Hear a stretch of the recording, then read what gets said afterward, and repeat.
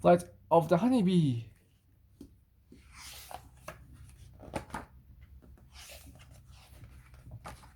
A bee the size of a cherry pepper cross from the hive. Her stripes glow golden in the morning sun. Scoutess spent her whole life in the crowded hive. Now it is time to fly out and explore the world. Time to search for flowers for flowers to collect pollen and nectar for food. Her sister bees are inside making honey. But will there be enough? The cold is coming and Scott must find the last flowers of autumn. There are about 50,000 female bees in the hive, but very few males. Scott's wings hum into life. Scott's wings hum into life. So fast they are almost invisible. Lifting her into the white sky, she rises in a spiral up and away from the hive. Scott remembers what she passes as she flies. So, as she can return home, she knows doesn't will guide her too. Bees navigate using sunlight, landmarks, and smell. They also have a magnetic sense that is like a built in compass. Scout flies swift and straight as an arrow. The wind buffets her, ruffling the fine hairs on her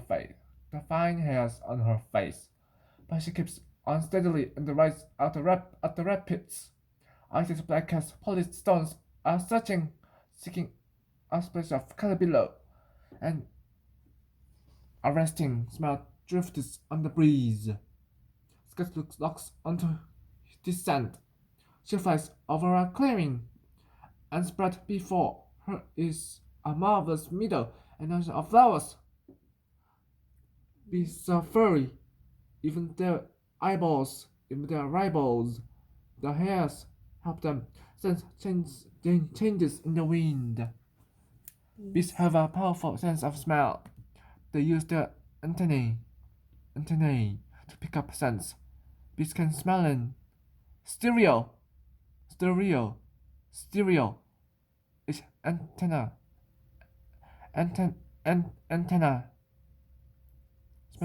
smelling a different direction.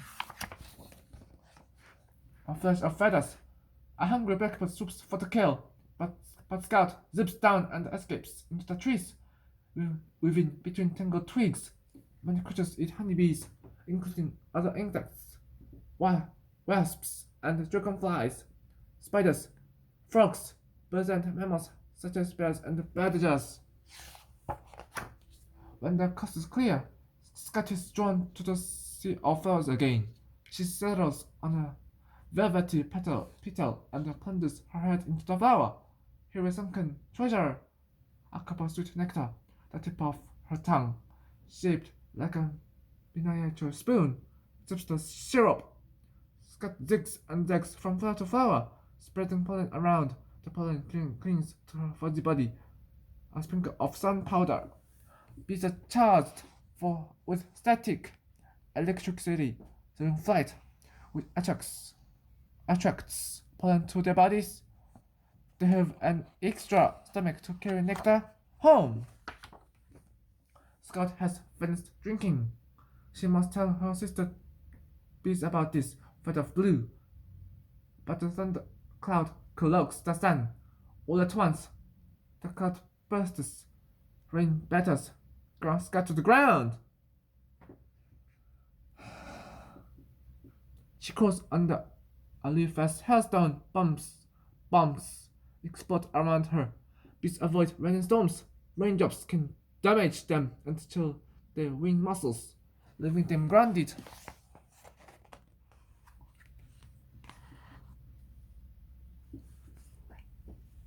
Wasps invade beehives to steal honey and eat baby bees. The dawn power passes. Scott picks up the scent of her hive and follows it. Outside the hive, there's a squad of guardbees. A yellow jacketed enemy is attacking. Scout knows that twitchy way of flying. It's a wasp. The wasp grabs Scout as she glides into land. It raises its sting, but the gut's moving, wrestling the wasp with the legs. Wasps invade beehives to steal honey and eat baby bees. Honeybees always seem to defend themselves. They will die after stinging larger animals. Scout is safe inside the hive at last. She begins a dance on the wax comb, and audience gathers, captivated by the floral scent on Scott's body. Scott spins a story in dance. Every movement a sentence. Scott wiggles, twists, and turns, describing the route to the blue meadow. She pauses all to share samples of sweet nectar. Scott repeats her dance for many sister bees. The bee's dance is a complex language that can create millions of different messages.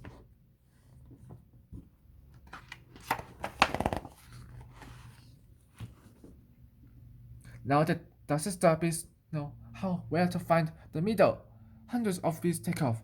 They flick from the hive like golden pebbles.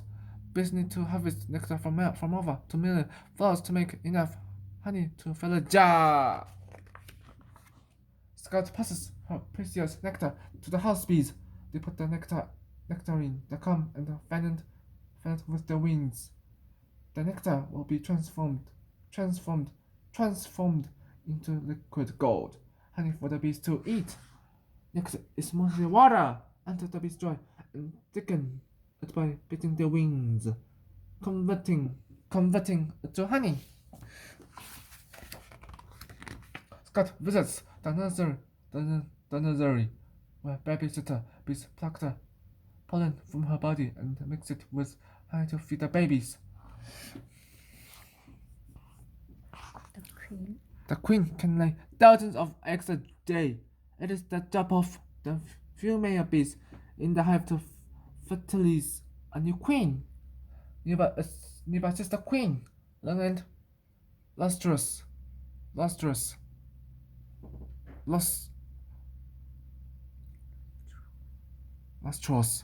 She is mother of all the bees, laying eggs that look like tiny grains of rice.